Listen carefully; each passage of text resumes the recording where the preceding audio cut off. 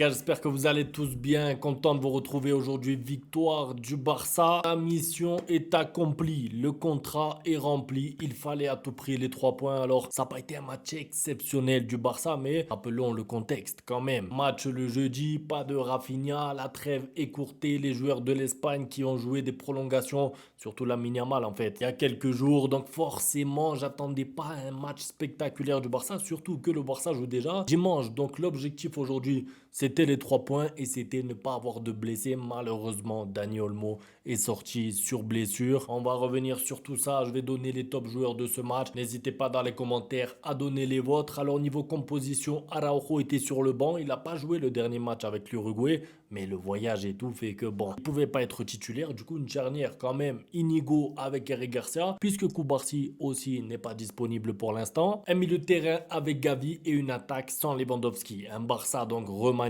Je vous ai dit, c'est normal. Il y a beaucoup de matchs qui arrivent. La gestion d'hommes, la gestion de joueurs, c'est important. Il y a un match contre l'Atlético Madrid dans une semaine. Il y a Dortmund dans pas longtemps. Il va falloir enchaîner. Et le Barça va avoir besoin de tout le monde. Barça sérieux dès le début puisque ça a été de l'attaque-défense pendant presque 35 minutes. Ça veut dire que oui, le Barça a baissé ensuite d'intensité en deuxième mi-temps. Beaucoup de changements aussi après la mi-temps, notamment la sortie de De Jong. Mais dans la première mi-temps, c'était un récital. Une facilité à se créer des occasions. Pourquoi? Parce que encore une fois, tu as un passeur hors pair avec Pedri au milieu qui distribue les caviars. Il envoie en profondeur Dani Olmo. Penalty. D'ailleurs, le penalty est raté. D'abord, ensuite, il y a une petite polémique. Je vois des Madrilènes dire pourquoi le penalty a été retiré. Bon, il y a des joueurs de l'équipe d'Osasuna qui sont dans la surface de réparation. C'est le règlement. Pour moi, Olmo n'est pas gêné par les joueurs qui rentrent dans la surface, mais c'est le règlement qui a été fait comme ça. Donc le penalty est à retirer. Ensuite, il le marque. Petit problème. 3 minutes après, il sort blessé. Ça veut dire que Dani Olmo, c'est un petit peu le résumé de sa saison, hein. Ça veut dire que bon, on fera le bilan à la fin. C'est pas fini encore sa saison. J'espère que la blessure est de courte durée, mais là où je vais en venir, c'est que Dani Olmo sur la saison qui est en cours, soit il est là, soit il est pas là, soit il est incertain, soit il est là mais il se blesse, soit il est là mais il joue pas longtemps parce que sinon il va se blesser. En fait, on a toujours ce doute-là comme si c'était un joueur de 38 ans, comme si c'était le Messi actuel. Ça veut dire que pour ceux qui suivent un peu Miami, vous savez de quoi je parle. Messi, il est là, il est pas là, il est là, il est blessé, il a une gêne, il joue pas. Dani Olmo, c'est un petit peu ça. C'est problématique d'avoir un joueur comme ça parce que tu peux pas compter sur lui. Moi, je l'aime beaucoup. Dani Olmo, les crochets, les contrôles orientés, les doubles contacts, c'est magnifique. C'est un joueur talentueux, mais on peut pas compter sur lui parce que là, il va être blessé. On ne sait pas jusqu'à quand. Quand il va revenir, on va nous dire qu'il faut faire attention parce que les précautions, sinon il rechute. Et on va se retrouver au mois de mai. La saison elle sera terminée. Donc, en fait, Dani Olmo, c'est difficile. Par exemple, Fermin Lopez.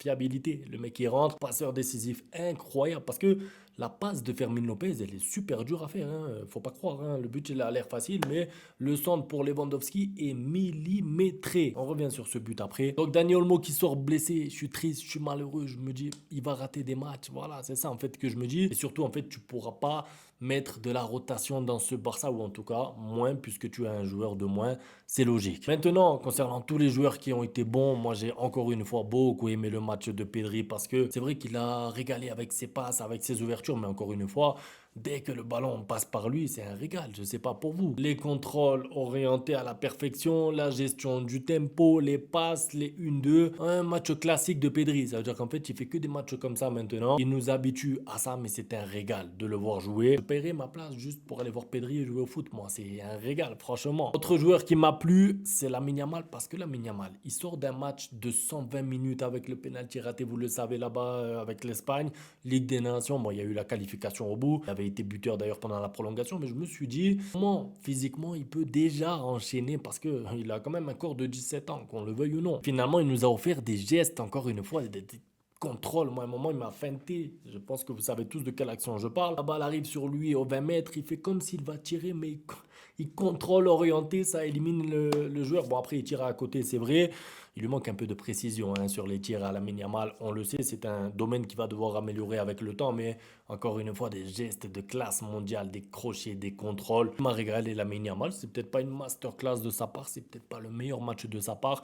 Mais j'ai aimé son match. Autre joueur que j'attendais un petit peu, c'était Gavi. Alors pourquoi Gavi? Parce que on va pas se mentir, même si on apprécie Gavi, jusqu'à maintenant, si on fait un bilan sur la saison de Gavi, c'est mitigé. Je sais qu'il revient des croisés et tout, mais j'attendais un petit peu voir si il pouvait évoluer à un haut niveau. Pourquoi? Parce que on va avoir besoin de Gavi. Ça veut dire qu'à un moment donné, entre aujourd'hui et la fin de la saison, Gavi aura un rôle important. Ça, j'en suis convaincu. Et le voir à un niveau comme aujourd'hui, ça me rassure. Parce que, on sait, il a été testé numéro 10 et tout. Il n'était pas très bon. Bon, il a du mal à s'exprimer. Mais j'ai trouvé meilleur. J'ai trouvé qu'il était enfin prêt physiquement dans les duels, l'intensité. Techniquement, bon, c'est Gavi, on connaît. Pas beaucoup de pertes de balles. C'est pas Pedri. C'est pas lui qui va créer le jeu. Mais il a fait son match. Et je pense vraiment qu'il a besoin de quelques matchs comme ça, justement, pour monter en puissance. Et je ne veux pas dire pour reprendre sa place de titulaire parce que ça va être compliqué quand même si avec la blessure de Dani Olmo, on verra ce que nous réserve Hansi Flick. Mais ça me fait plaisir de le voir à un niveau comme ça. Parce que comme je vous ai dit tout à l'heure, on aura besoin de tous les joueurs du Barça pour la fin de la saison. Ferran Torres, un mot sur lui. Pourquoi? Parce que buteur, il tire un coup franc sur la barre, des appels par-ci, des appels par-là. J'ai aimé son match à Ferran Torres. Comme quoi, voilà, il peut dépanner. Numéro 9, remplaçant de Lewandowski. Tu fais souffler Lewandowski, il sera en forme pour la suite. Ferran Torres qui est en confiance, tout va bien. Encore une fois, l'importance d'avoir une profondeur d'effectif pour pouvoir faire tourner sans trop voir la différence. En parlant de ne pas trop voir la différence, les rentrants. Parlons un petit peu des rentrants parce que la deuxième mi-temps a été un peu moins bonne pour le Barça, mais c'est normal parce que mine de rien, tu perds Dani Olmo sur blessure, tu sors De Jong parce qu'il doit se reposer, il a joué avec les Pays-Bas et il n'y a aucun risque à prendre.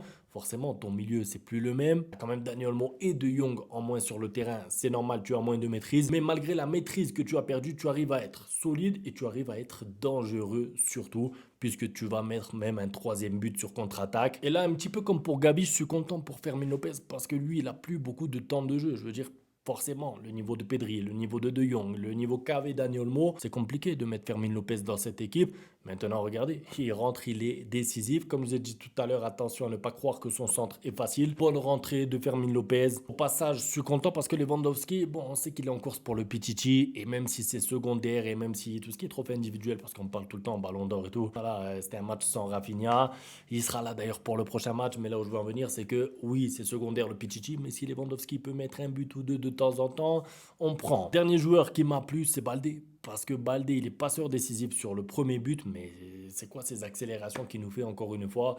Il accélère, il percute, il fait des appels dans la profondeur, il défend, il est intelligent maintenant, il fait moins de fautes qu'avant, il a travaillé sa qualité de centre et sa qualité de passe. Non, il n'est pas loin d'être le top arrière gauche du monde. Je ne sais pas à quelle place vous le mettez, vous le situez, mais pour moi, en tout cas, il est clairement top 3, top 4 mondial. Je vais finir avec la gestion d'Hansi Flick parce que Pedri qui sort à la 80e, Lewandowski qui rentre à la 60e, 70e, mais qui marque quand même. De Jong qui sort à la mi-temps. Tous ces joueurs-là, mine de rien, c'est 30 minutes par-ci, c'est 40 minutes par-là de repos. Mais ça va faire du bien au Barça pour la suite parce que justement, c'est des joueurs importants. Et le fait d'avoir perdu en plus Dani Olmo sur la première mi-temps, je pense que ça a mis un petit message dans l'oreille d'Hansi Flick. Fais attention à tes joueurs sur la fin. Du coup, il est rentré en mode gestion un peu tôt dans le match. Moi, j'avais un peu peur. Je suis un peu pessimiste. Quand j'ai vu le changement de Jong, je me suis dit, j'espère qu'il ne pense pas que le match est déjà gagné. Parce qu'il y avait Boudimir là-bas sur le banc. Je me suis dit, on sait jamais. Et la vérité, c'est que ce Barça, même avec les changements, reste tellement supérieur qu'il y a trop d'écart. Donc, 3 points, un seul blessé. J'ai envie de dire, bon, on va essayer d'être content avec ça. Dani Olmo, on verra ce qu'il a. Espérons que ce ne soit pas trop grave. Les 3 points, c'était le plus important. C'était un match en retard et le Barça joue déjà dans moins de 72 heures. Il faudra donc enchaîner, en tout cas, clairement, pression sur le Real Madrid de mise. Le boulot a été fait. Un grand merci à tous pour le soutien. On se retrouve demain pour la vidéo réponse à vos questions. Vous savez que les questions se passent sur Instagram. Ceux qui veulent participer. À demain pour la suite. Ciao. Bang, bang, bang, bang, goodbye. Ustedes pueden aceptar mi negocio o aceptar las consecuencias. Plata o plomo.